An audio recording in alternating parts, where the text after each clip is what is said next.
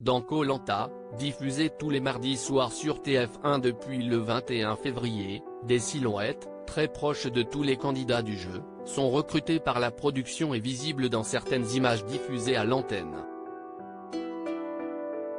Le jeu de TF1 présenté par Denis Brognard n'a jamais livré tous ses secrets de fabrication. Côté production, tout est mis en place sur le tournage de Koh Lanta pour ne rien louper des moindres actions des aventuriers se livrant une lutte acharnée pour être le dernier survivant.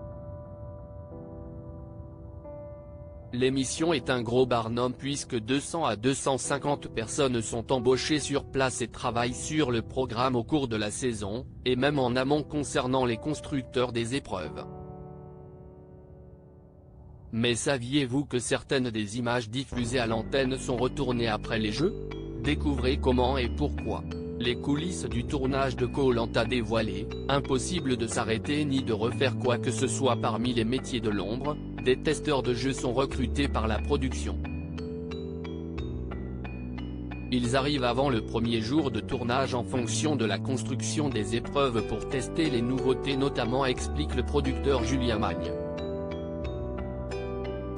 Leur rôle est primordial, il y a autant de testeurs que de concurrents.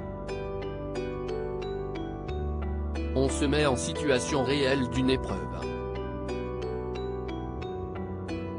Ces étapes de test, en amont, en atelier ou sur le terrain grandeur nature sont très importantes, parce que le jour où les aventuriers débarquent sur le jeu, quand Denis Brognard donne le top départ, le jeu se poursuit jusqu'à la fin. Impossible de s'arrêter ni de refaire quoi que ce soit même si on a une caméra mal positionnée ou quelqu'un qui rate une action, poursuit le producteur. Et ce dernier de préciser, les épreuves de Koh Lanta sont racontées comme une épreuve sportive. Dans un match de foot, on ne va pas redemander à Messi de retirer son coup franc si on n'avait pas les caméras sur lui.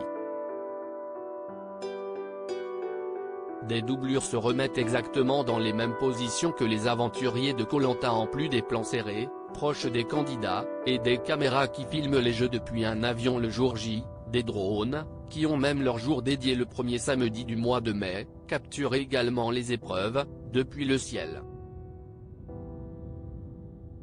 Mais comment se fait-il que nous ne voyons pas les cadreurs dans ces plans? Sur les plans très larges avec les paysages autour et sans les caméras, des doublures se remettent exactement dans les mêmes positions que les aventuriers, explique le producteur.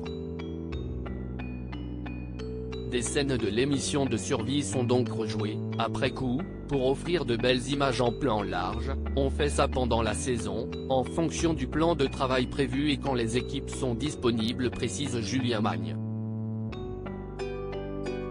Notons que certaines images de drones sont également filmées le jour J, avec les vrais candidats. À lire aussi le plastique de mes chaussures fondait, un cadreur de Pékin Express se confie sur les conditions de tournage difficiles.